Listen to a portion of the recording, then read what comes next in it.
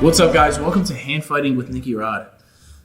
In this DVD, I teach you guys all about the basics, the mechanics, and the sequences I use to be successful hand fighting on the feet with the best grapplers in the world.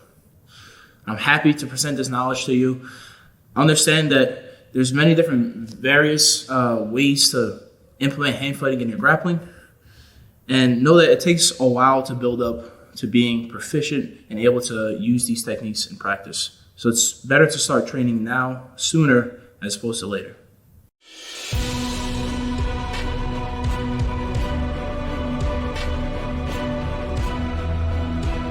So to start off our hand fighting, generally we need a quality stance.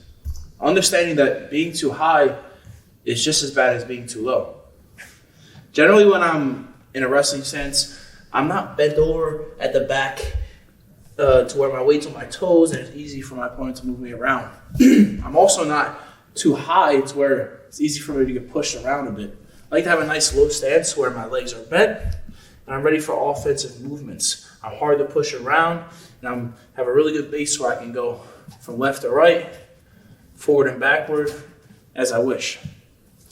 Now, I would say generally the stance that you're going to have is going to pertain to your opponent. If your opponent's nice and tall, you're going to be a bit taller.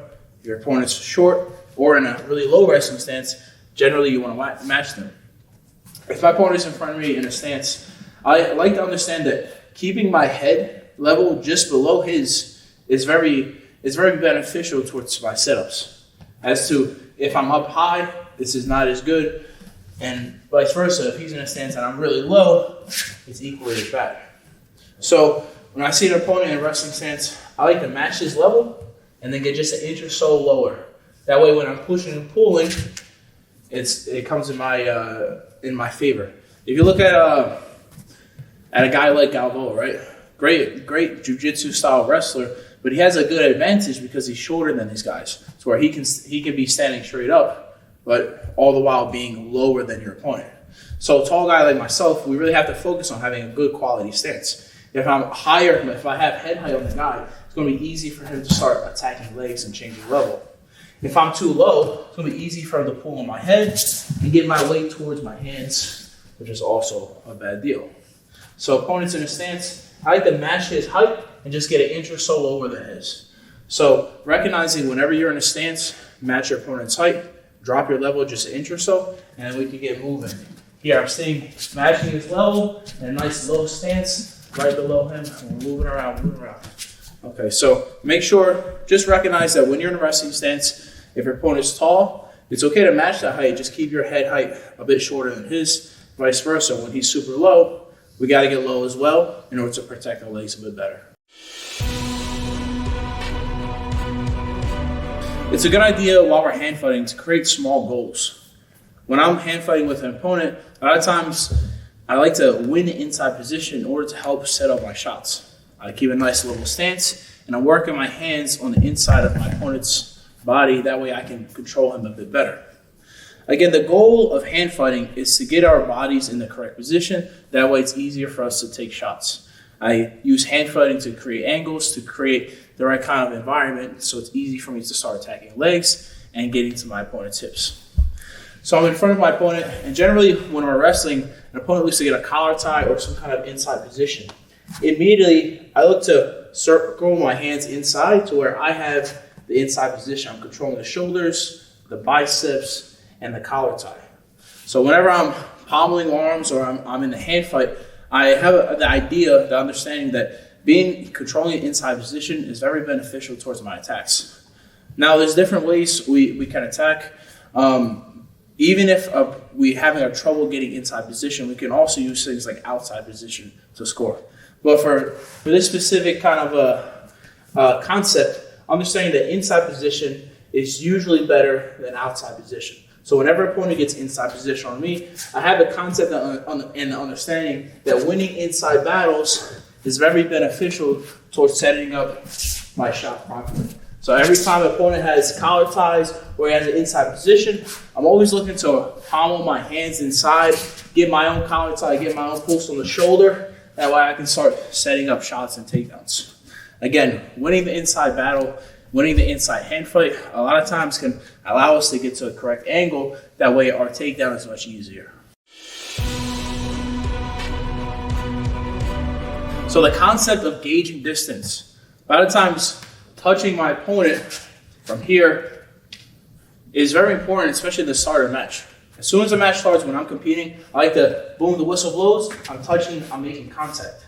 Now this just allows your body to kind of understand exactly how long or how far away your opponent is. Again, if we're just going out there and I start immediately taking shots, that's okay. But understanding that in grappling, it's a much longer battle, right? We're not a wrestling match where it's just going to be 6 minutes. We're out there for 15, 20 minutes, especially ADCC finals. It's a very long, intensive match.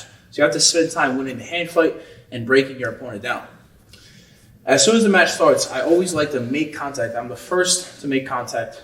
As soon as the match starts, I either touch a shoulder, I'll touch a head. Again, just telling your body, helping your body to understand just how far away your opponent is can be very beneficial when we start winning the inside battle, winning the hand fight, and start setting up our shots. In addition to this, right, if you're accustomed to a second the match starts touching your opponent, a lot of times it can become beneficial off of resets. To where, all right, maybe we ran out of balance, we ran out of balance, and as we're coming back to the mat, whistle blows, I fake touch, and I start attacking right away. So I always, as soon as whenever there's a break and a restart in the match, I make contact, and whenever the start of the match comes, I'm also the first one to make contact. So again, a simple concept of gauging distance in between breaks, gauging distance as soon as the match starts. Whether it's the beginning of the match, whether you guys run out of balance, or whatever the reset is, be the first one to make contact, touch your opponent. That way you're gauging distance, you're understanding. Like mentally, you're probably like, okay, like I understand he's right here, I just have to start attacking.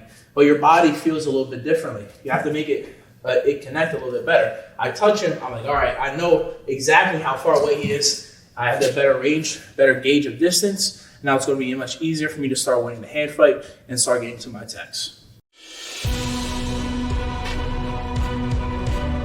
A lot of times in our hand fight, we have to choose between using inside hand fighting position or outside hand fighting position in order to dominate. Understanding that for every action, there will be an equal reaction. To where if I'm pulling an arm, the opposing arm is going to move. If I'm pulling the head down, he's always going to try to pull the head up. Vice versa, if I'm pushing the arm in, he's going to look to pull the arm out.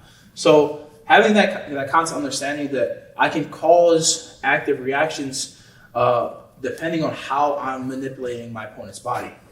So understanding that we can use outside position just as well as we can use inside position in order to dominate the hand fight. An opponent grabs a collar tie on me, I start working inside position, and I start rolling arms outside.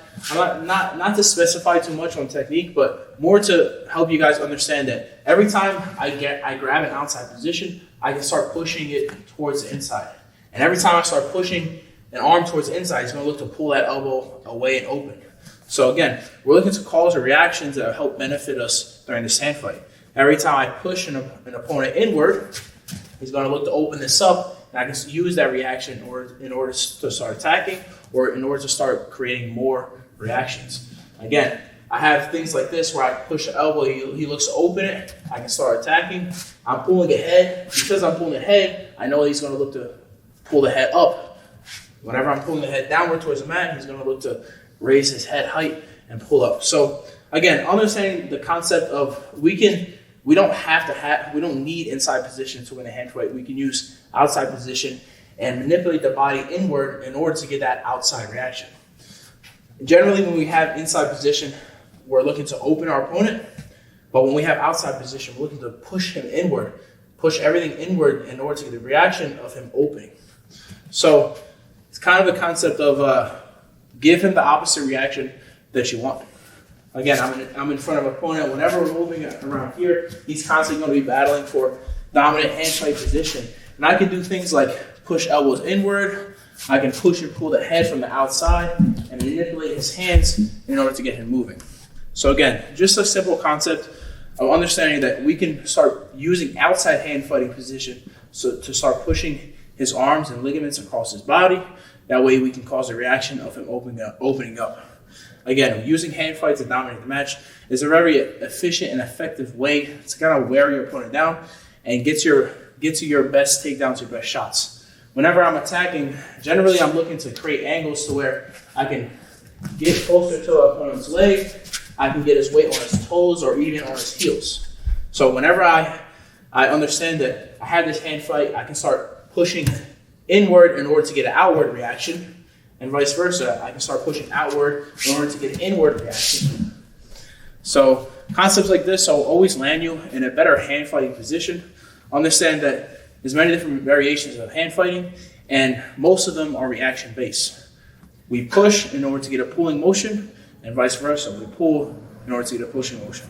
So we can win both ways. We can win whether we have inside hand position, outside hand position. It's all about causing positive reactions.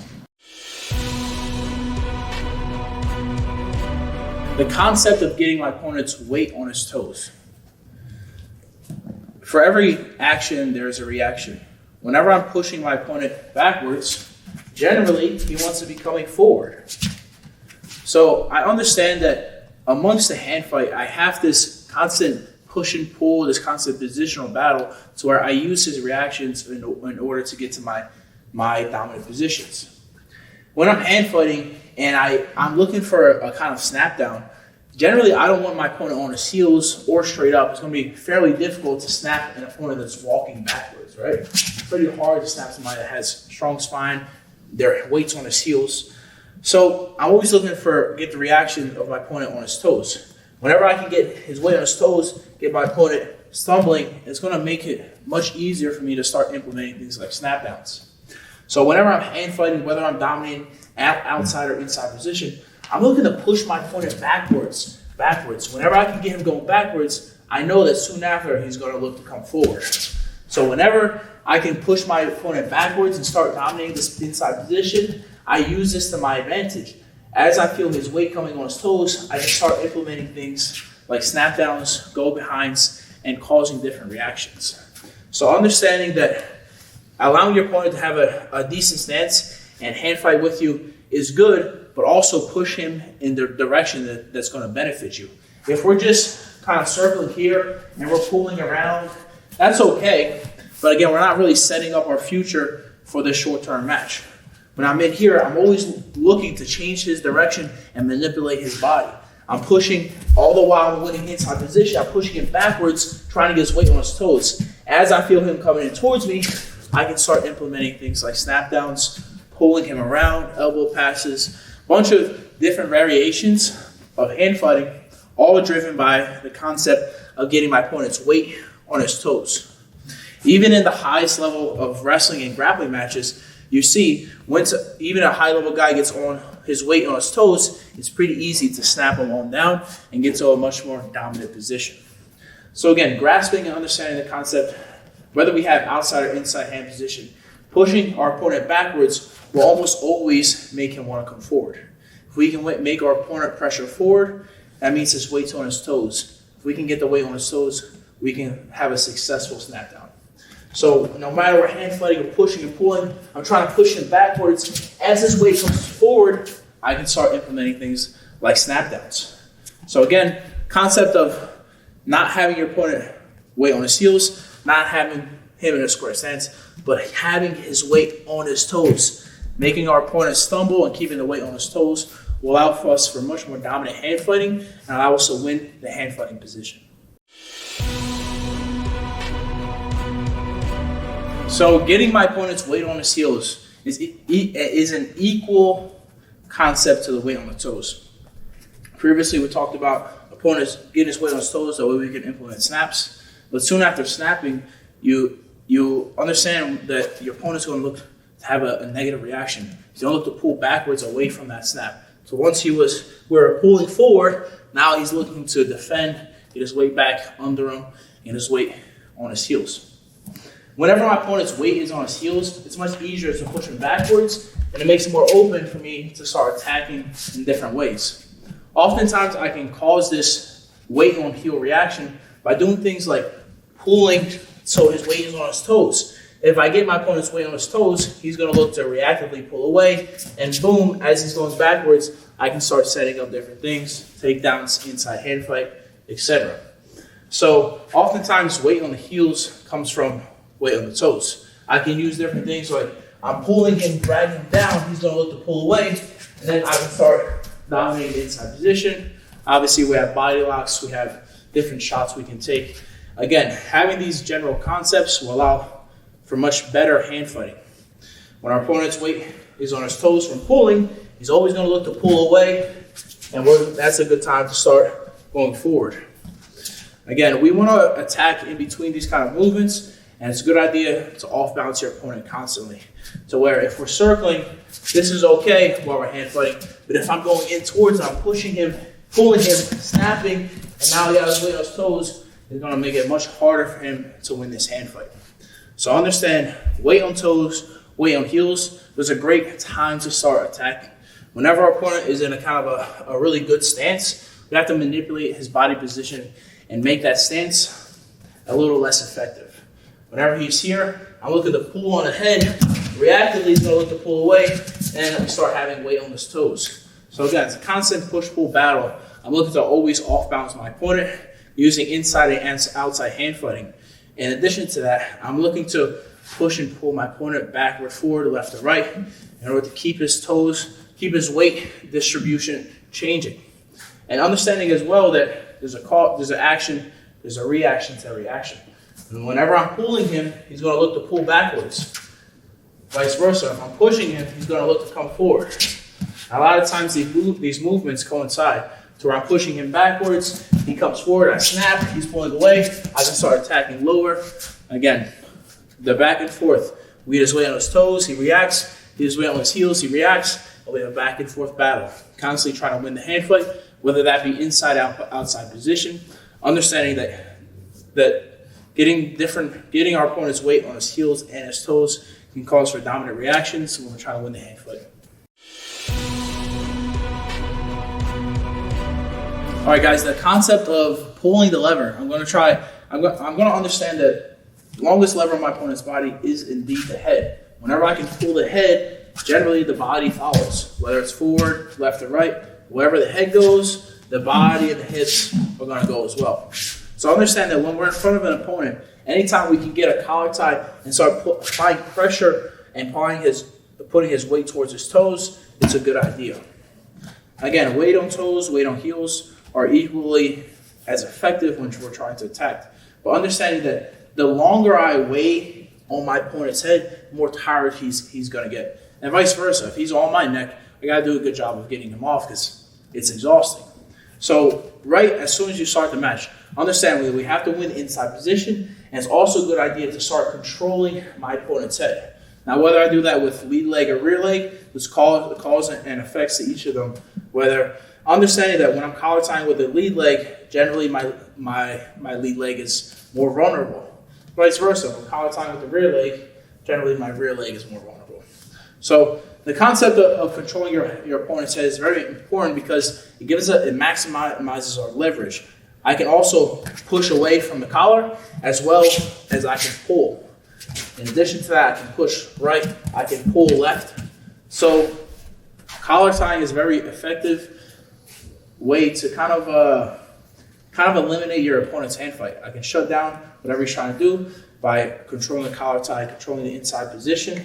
I can push, I can pull, I can go right, I can go left, I can get his weight on his toes or on his heels, all with this simple collar tie. So having the concept that collar tie wins, get him off of you as soon as you can, in addition to hanging on your opponent's head. There's many different things we can do, pump snaps, drag snaps, many different reactions that you're going to get from there. But again, jiu-jitsu is more of a marathon than a sprint. So as soon as the match starts, I always like to gauge a range of distance by making contact, and immediately I start getting to the collar tie.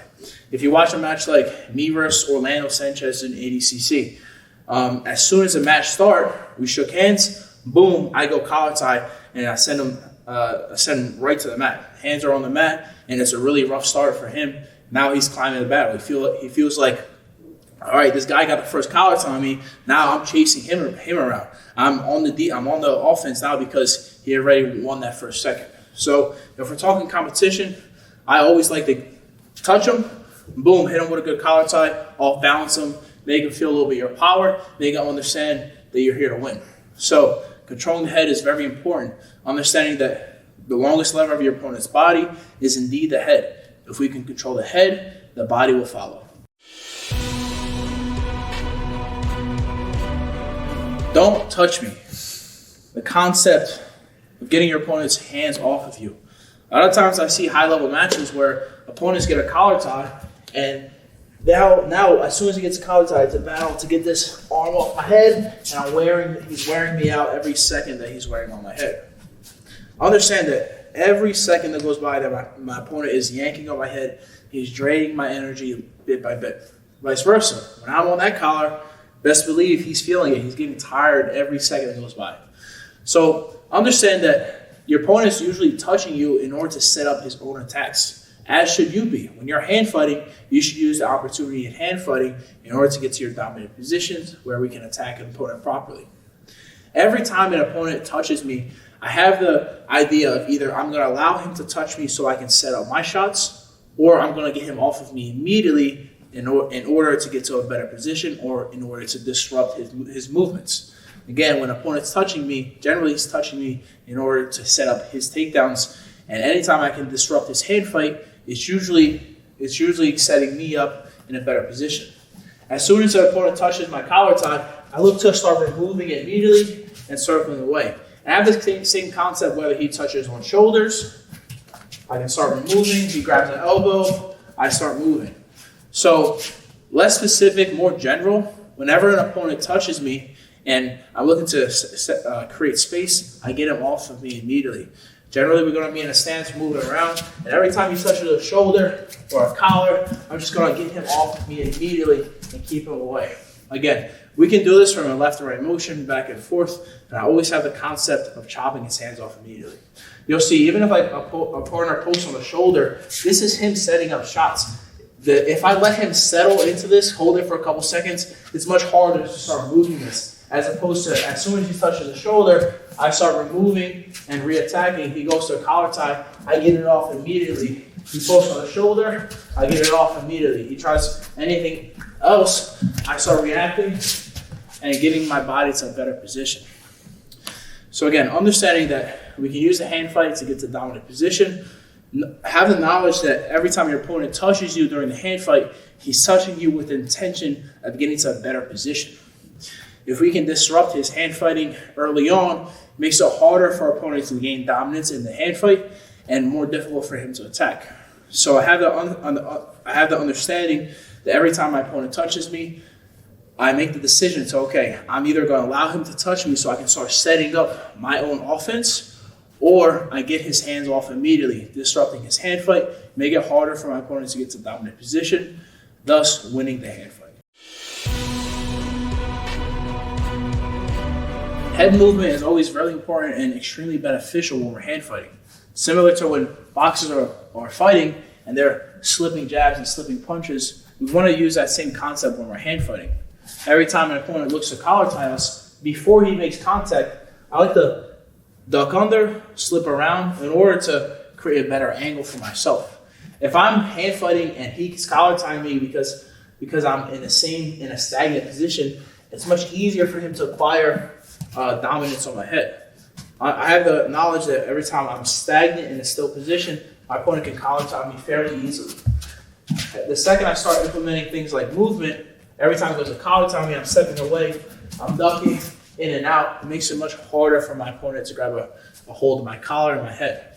Again, the head is the longest lever of our body. If he's controlling our head, our body's going to follow. So we have to eliminate that aspect. Every time we're in distance and hand fighting, before he goes to collar tie me, I make sure I'm slipping in and around. In addition to the defensive aspect of moving, when I'm collar tying him, I'm not just standing right in front of him and collar tying. I'm moving a bit, I'm in, he goes to collar tie me, I'm out and away, I'm get back in, I'm pulling on his head. Every time he goes to touch me, I'm getting the collar tie off immediately, and I'm moving my head in, out, and around my opponent. So again, understanding the concept of head movement can be very beneficial when trying to dominate the hand fight. If I'm stagnant, just like as if you're fighting, trying to hit opponents staying still is going to be pretty easy. The second we start moving, it's going to be very difficult for him to follow us. GSP said it best, honestly. He talked about neurologically overwhelming our opponent. If we're just throwing one or two kind of techniques at our opponent, that's easy to deal with. As if every time I go to collar tie my opponent, he's stagnant, it's pretty easy. The second he starts rolling out the way, now I have to calculate where I'm going. I'm not just aimlessly throwing a collar tie out. I have the collar tie, but now I have to chase him and figure out where he's going to go or potentially where he's going to be. So again, adding more aspects to our grappling, to our hand fighting, makes it more difficult for your opponent to grasp, right? Again, neurologically overwhelming our opponent, giving him more things to think about, more aspects, more dimensions to this hand fighting will make it harder for him to win and easier for us. So every time I go to collar tie, I'm trying to get my collar tie, and he's going to be trying to get his. And every time he goes to get his, I have head movement in and out, and I'm moving around. Every time he tries to acquire dominant head position, I make sure I'm moving. So again, head movement is king when we're hand fighting. We're in and out, we're around. He goes to collar tie. I make sure I'm slipping those off, making him chase me a bit. Adding more aspects, more dimensions to our hand fighting will make it easier to win the hand fight.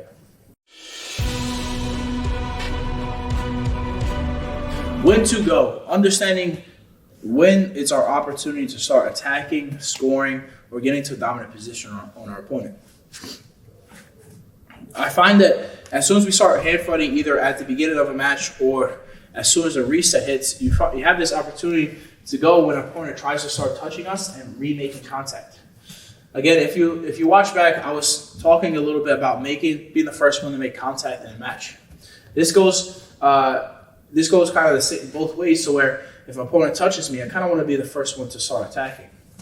Whenever we can draw our opponent's elbows, hands away from his hips and legs, it's a good time to start attacking. So say, we run out of bounds, match is supposed to start, shake hands, opponent goes to touch a shoulder. It's a good time to start attacking.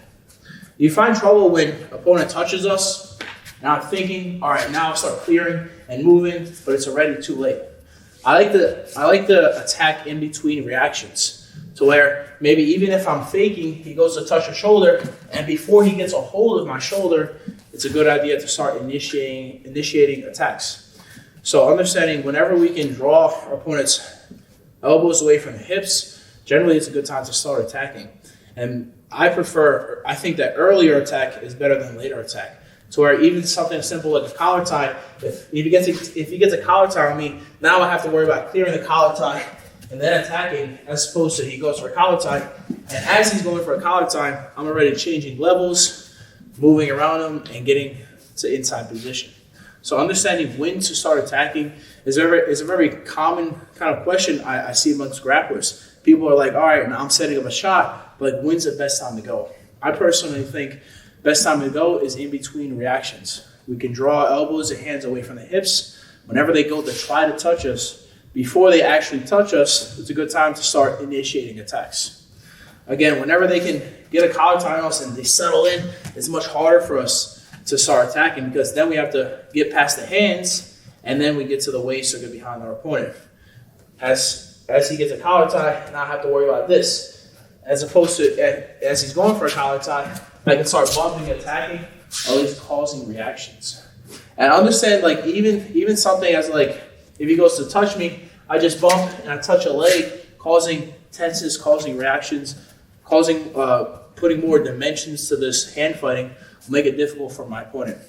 So again, every time he goes to try to touch me, it's usually a good time to go. We shake hands, match starts, he tries to touch me, boom, I'm already in here, I'm attacking, I'm closing distance. So I would say, whenever you're hand fighting, you break distance, he goes to try to touch you again, boom, it's a great time to start attacking.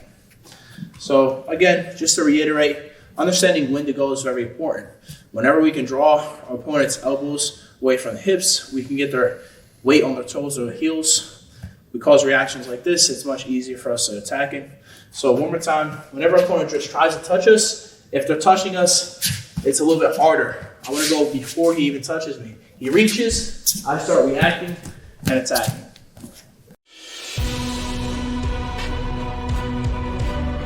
There's multiple control points on an opponent's body. When I'm hand fighting, I have to understand that I have to dominate these control points in order to win the hand fight. When I'm hand fighting with an opponent, the first initial control point that's usually available to us is the head. When I grab a collar tie, I'm looking to not just kind of have my weight on this collar tie, but I want to use it to help me out, to help me get to a dominant position. I have the option of pushing my opponent backwards with a collar tie.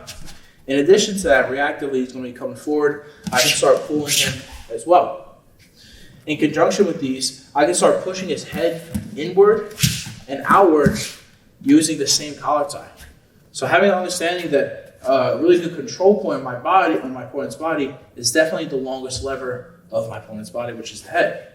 I can grab a collar tie, and that gives me the ability to push, to pull inward, outward, and pull and drag my opponent around the mats as I please. Generally, as I have a collar tie, I have my rear hand ready for defensive movements, in addition to helping aid my hand fighting. So understand that controlling the collar tie will allow you to move your opponent, manipulate his body in different ways. Also understand that wherever the head's going to go, the hips will follow. So when I have a collar tie, I have the ability to push him backwards, pull him forward, push the head inward, to the left or to the right. I have the ability to control the collar tie as I wish. Another great control point is posting on your opponent's shoulders. I have this inside position causing reactions. Understand that every time I push one shoulder, generally the opposing comes forward. So I can use these kind of reactions to my benefit.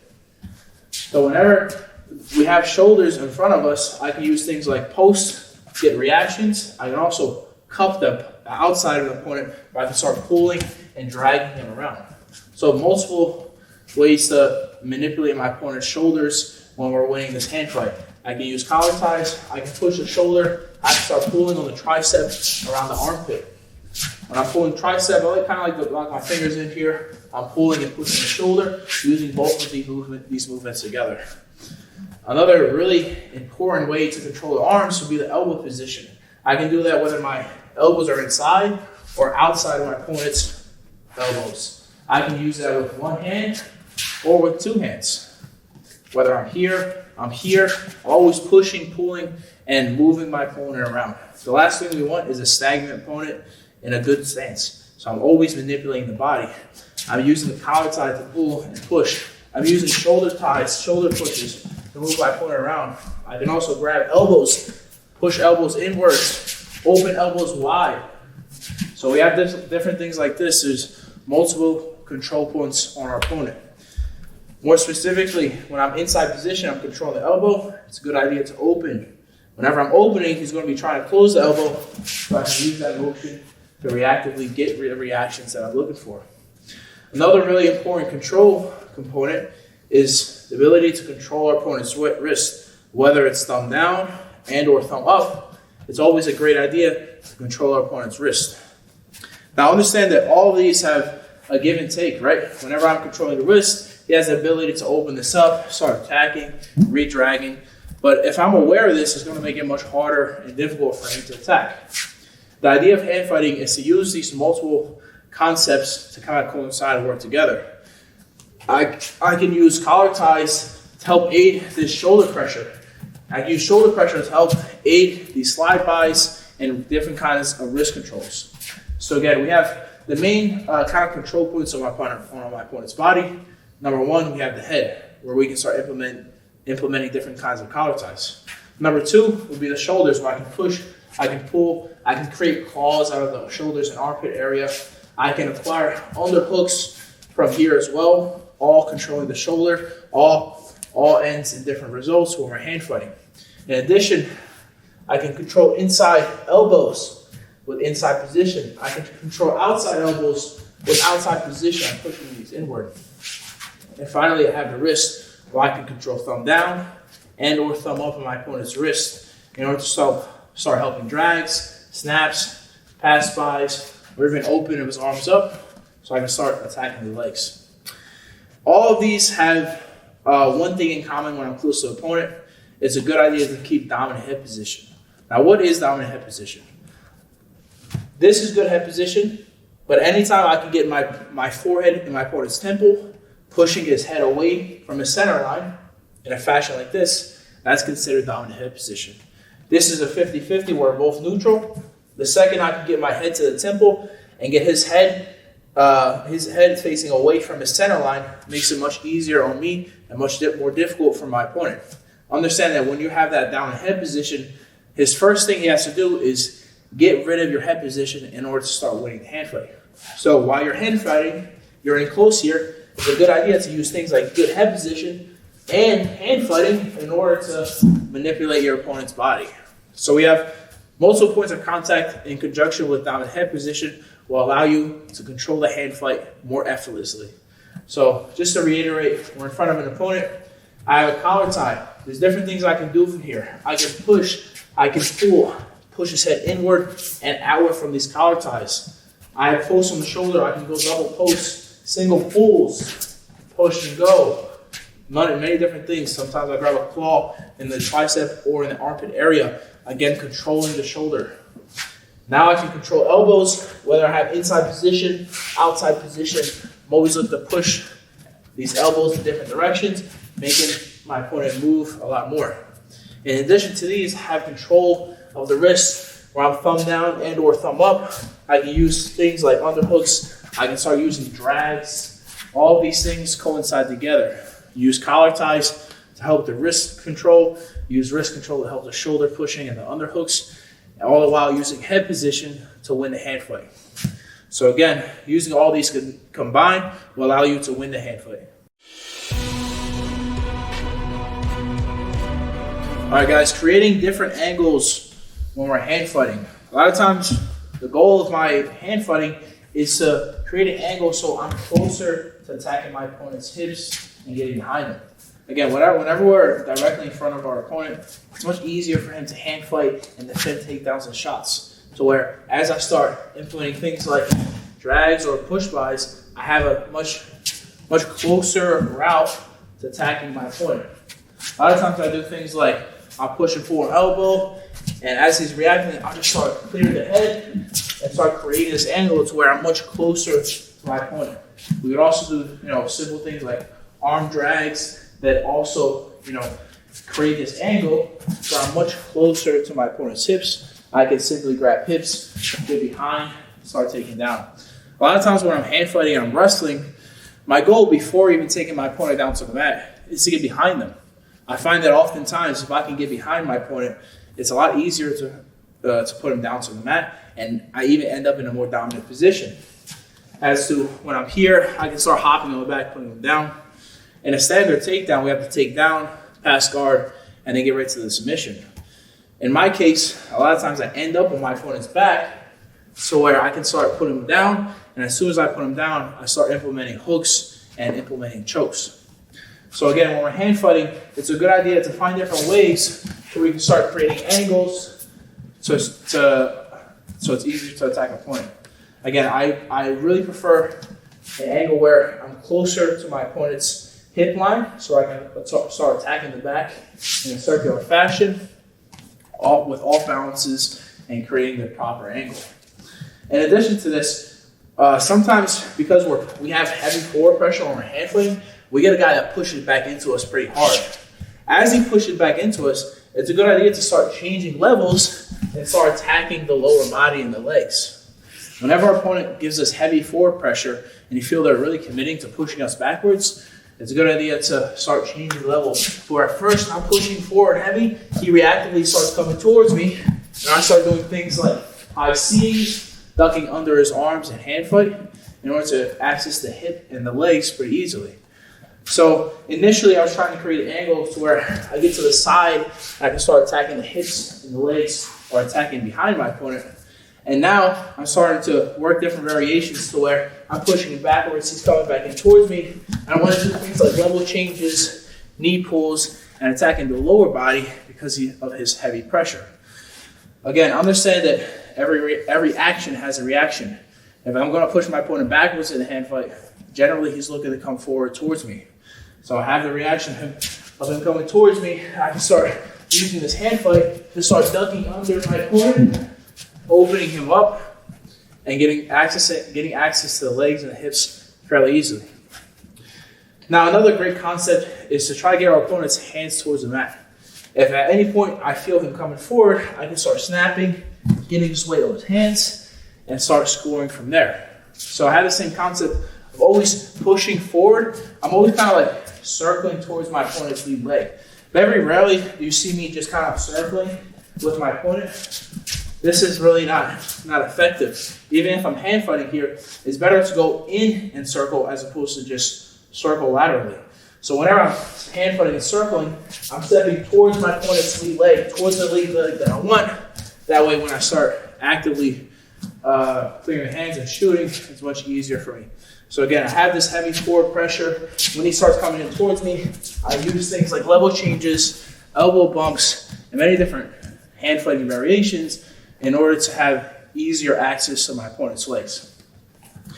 Whenever he's pressuring towards me, I also have an option of trying to get my opponent's hands down towards the mat. We have many different variations of snaps, whether he's on our shoulders like so, I can start clearing us off. Sometimes guys like to push from distance. I can use things like this to bump, clear, and pull his hands down on the mat. So our next kind of concept is getting our opponent's hands towards the mat. Whenever I can get heavy forward pressure, I can start snapping down and get his hands towards the mat. So again, hand fighting is constantly a push and pull battle, and I have to make decisions. If he's pressuring forward towards me, I have the option of either ducking or snapping. And I can also use these together to where I'm pressuring towards him, he's coming towards me, I fade low, he reacts, I start putting the hands towards the mat. So once we get to the level to where we can start blending these techniques together, it makes for a more well-rounded hand fight. It makes it very difficult for our opponent to react and win the hand fight. So another good concept is to force your opponent to take a bad shot. Whenever you're winning the hand fight, it puts psychological pressure on your opponent to where he feels like he's losing the fight and he feels enticed to take a shot. Whenever we put pressure on an opponent and he feels like he needs to shoot, typically he's not going to take his best shot. So I'm in here, I'm hand fighting. Because I'm winning, he's going to look to take a shot. And because my hands are on my opponent, it's easier for me to misdirect my opponent's shot. You see this in like my match against Muhammad Ali, right? In ADCC, Muhammad Ali is a big dude. He's 6'5", 260 pounds, all muscle. And I was able to use his forward pressure in order to redirect his weight and get the hands on the mat and cause positive reactions. So every time I'm pushing in, I understand that he's going to want to push towards me. It's a good time to start getting the hands on the mat or start faking towards the legs, snapping, or creating the proper angles in order to score. Understand that if you're winning the hand fight, your opponent's going to want to shoot, going to want to try to get one up on you, and that's a good time to capitalize. So whenever we're in here, we're tight, and our opponent shoots, we can use our hand position that's on our head, or on his head, on his lats, in order to circle around and get his hands towards the mat. So a lot of times we have the objective of snapping our opponent's hands towards the mat. In addition to that, we have the understanding that when he shoots, we still use a hand fight to get our opponent's hands towards the mat and capitalize from the hand fight. So just to reiterate, we have times where I'm in front of an opponent, I'm moving around, and my goal is to get this angle where I'm on the side of my opponent. Again, whenever he's defending, if I'm square in front of him, it's going to be pretty easy for him to get hands on me and defend. As to where if I push and create an angle where I'm closer to my opponent's back, closer to his hips, it's easier for me to attack. In addition to this, I have a motion where I'm pushing him backwards to get heavy pressure forward. As he starts pressuring forward, it's a good time to start changing our levels and begin attacking our opponent's legs. If he's committed pushing forward, generally his upper body is doing the work, and it's a great time to start attacking the lower body. In addition to this, if I get him to pressure heavy towards me, I can start snapping hands towards this mat and start circling behind and cause the reaction that this snap gives you. So whenever I can use heavy snaps to get my opponent's hands on the mat and his weight forward, I make sure to take advantage of that because that puts him at a huge disadvantage. In addition, I have the idea of using hand fighting to force my opponent to take a bad shot. Whenever we're hand fighting, I'm snapping heavy, clearing, I'm ready for him to take a shot. As he shoots, I keep the hands on him, and I use things like misdirections, pulling and snapping him in order to capitalize on this bad shot. Not only is hand fighting great for winning positional battles, but it's great for wearing your opponent out. Especially in ADCC against big, strong guys, it's a good idea to spend time hand fighting in order to exhaust your opponent. Not only are we trying to physically exhaust, but we're trying to neurologically overwhelm and exhaust our opponent. Give a bunch of different dimensions, different movements, so your opponent has to overreact during his reactions. It makes it much easier to create a dominance in this hand fight.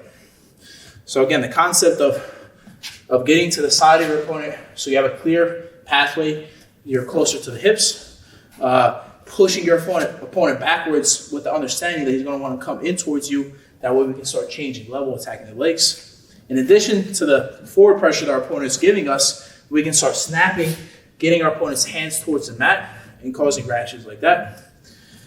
Overall, if we use hand fighting, at the very least, we can force our opponent to take a bad shot. This bad shot comes from pressure from losing the hand fight. Your opponent, because he's losing a hand fight, he feels obligated to try to one-up you, to try to take you down. Understand that while your hands are on him, it's going to be difficult for him to take a clean shot. As he shoots, we can use that to put his hands on the mat. We can circle behind and cause those kind of dominant reactions and land in our favor. So again, use hand fighting in all these positions in order to win.